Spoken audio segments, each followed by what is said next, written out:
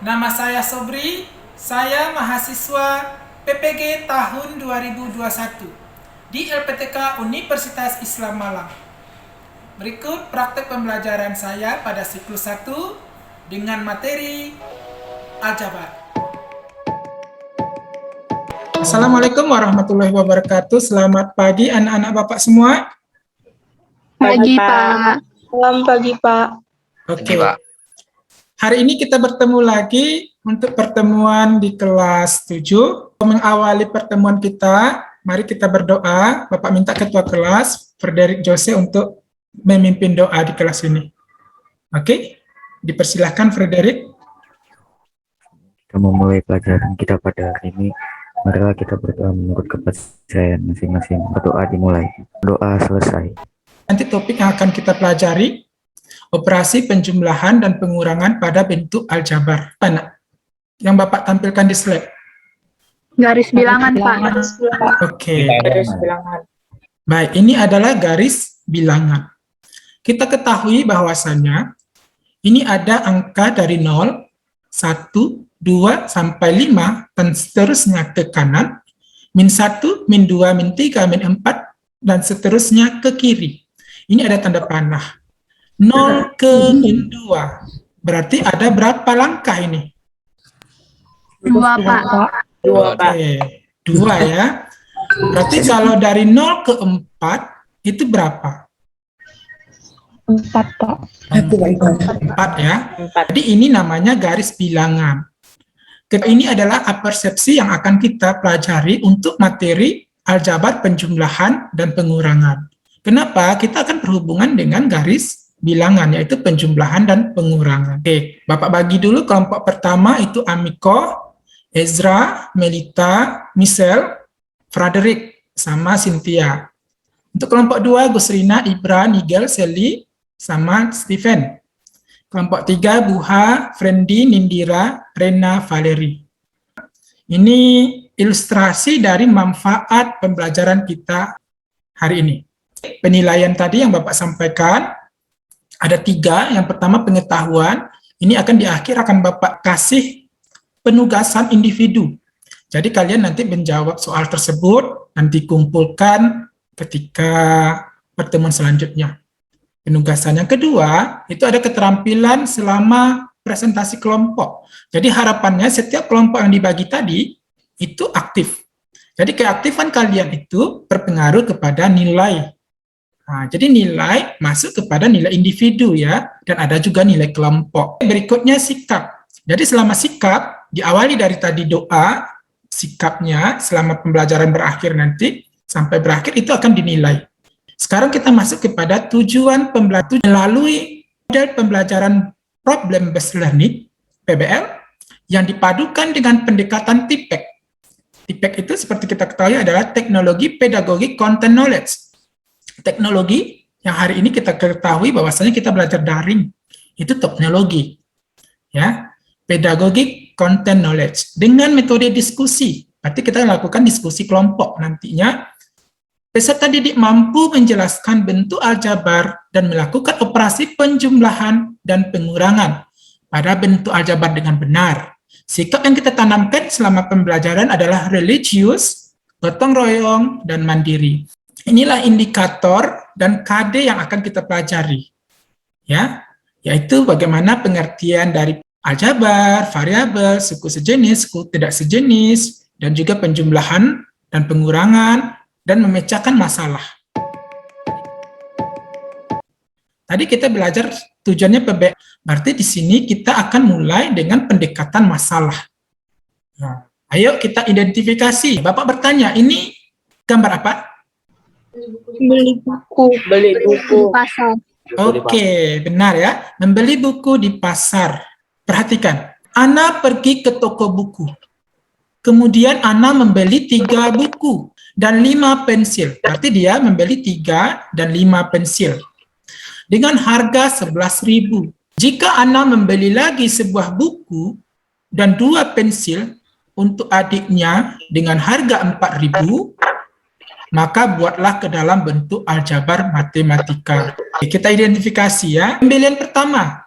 Apa tadi pembelian pertama?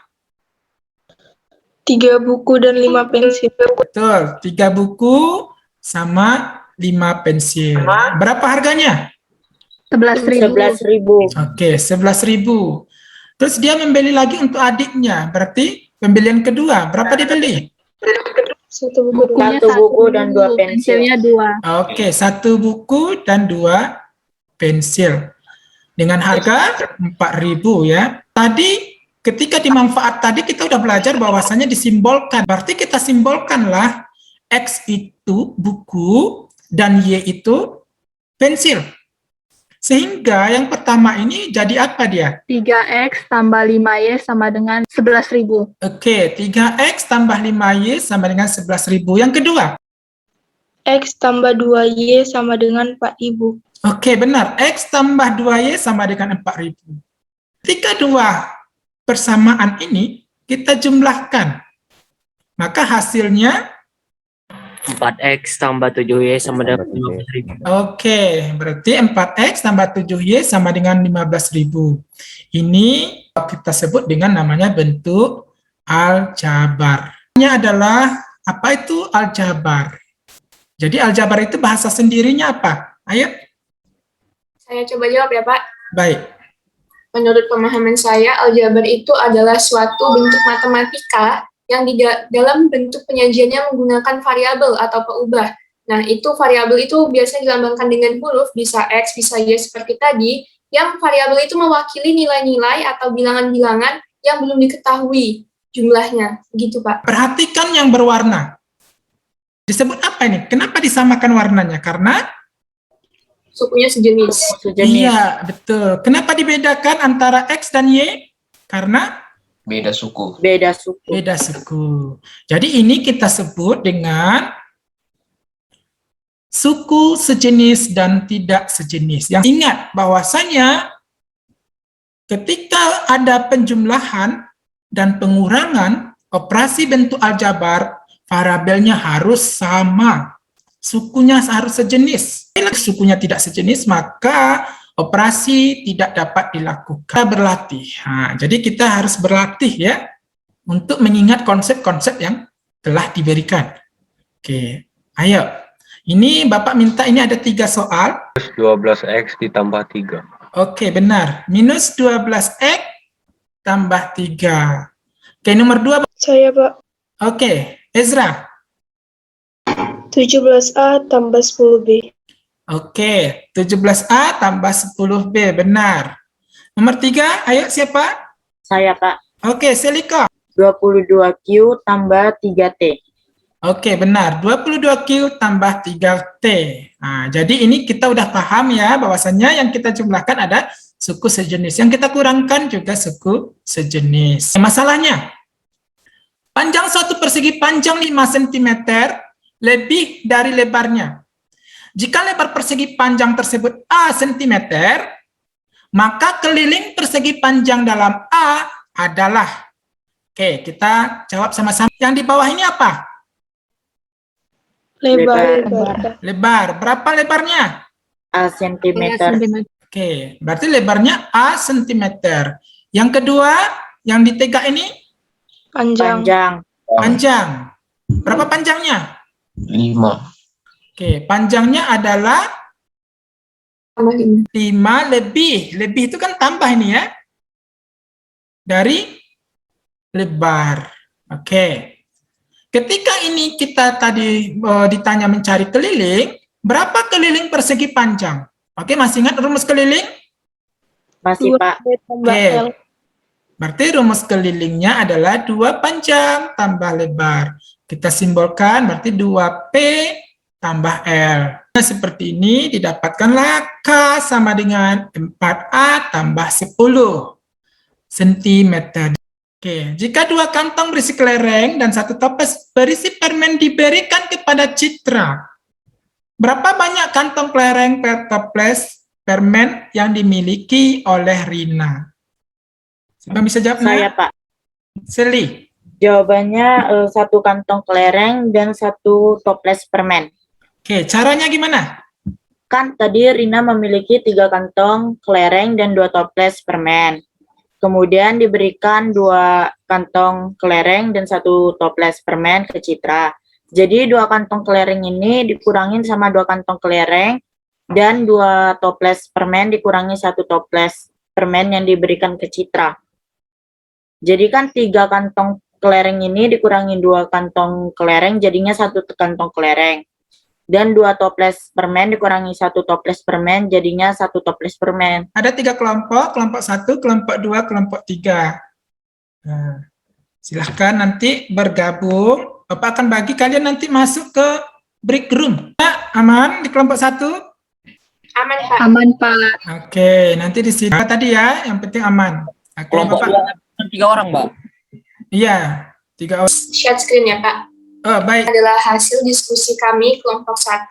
Nah, masalah di sini yang ingin dipecahkan, sebelumnya kita harus mengetahui dulu apa yang diketahui dari soal, apa yang ditanya, dan kita baru bisa menemukan penyelesaian atau solusi dari soal tersebut. Nah, di sini yang diketahui ada yang pertama, terdapat 600 koin yang akan dibagikan sang ayah kepada ketiga anaknya. Yang kedua, anak kedua atau B diberikan lebih banyak 25 koin daripada anak yang ketiga atau C.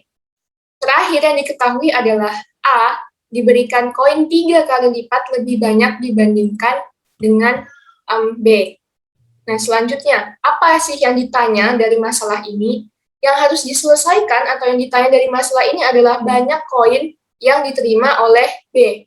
Kesimpulan yang dapat kita dapatkan dari masalah ini adalah besar koin yang diterima anak kedua atau B adalah 125 koin. Lanjut ke kelompok 2. Ini saya dari kelompok 2 akan membahas masalah 2, yaitu soalnya seperti ini. Pada sebuah tes yang terdiri dari 20 soal, dibuat aturan sebagai berikut. Jika benar mendapat skor 5, jika salah dapat skor -1, dan tidak jawab mendapatkan skor -2. Sandi menjawab benar 17 soal dan 1 soal dijawab salah, sementara sisanya tidak dijawab. Skor maksimal yang diperoleh Sandi adalah itu 85 dikurang 1 dikurang 4, yang hasilnya adalah 80. Sekian dari saya. Kita refleksi. Coba ya, Pak. Menurut saya, pengertian dari aljabar itu sendiri adalah suatu bentuk matematika, jelas bentuk matematika karena yang di dalam bentuk penyajiannya terdapat variabel atau peubah untuk mewakili nilai-nilai atau bilangan-bilangan yang belum diketahui jumlahnya. Operasi aljabar tentang penjumlahan dan pengurangan. Selama pembelajaran tadi, saya ada mencatat beberapa sedikit rangkuman yang ditampilkan di sana. Menjumlahkan bentuk aljabar dasar. Cara menjumlahkan aljabar pada dasarnya dapat dilakukan apabila suku bagian yang dijumlahkan mempunyai suku yang sejenis. Ya, kesimpulannya, jadi nanti ini Bapak tambahkan, jadi ada operasi aljabar lagi, yaitu penjumlahan, yaitu menjumlahkan aljabar, menyederhanakan suku-suku aljabar dengan suku sejenis. Berarti kita penjumlahan itu menyederhanakan yang disebut oleh misal tadi, harus suku sejenis. Yang tidak sejenis tidak bisa kita jumlahkan. Pengurangan juga begitu. Ya, pengurangan, mengurangkan bentuk aljabar yang menyederhanakan suku aljabar dengan suku sejenis. AB kurang AC, berarti A-nya dikeluarkan, dibuat kurung, B kurang C. Penugasan ini diselesaikan untuk pekan depan. Oke, materi selanjutnya kita itu adalah perkalian dan pembagian. Ya, kalian. Bapak minta Ezra ya, untuk berdoa sebelum kita tutup pembelajaran hari ini. Ezra, silahkan tutup doa. Sebelum kita mengakhiri pembelajaran kita pada hari ini, mari kita berdoa bersama dan masing-masing berdoa dimulai. Terima kasih pertemuan hari ini anak-anak. Assalamualaikum warahmatullahi wabarakatuh.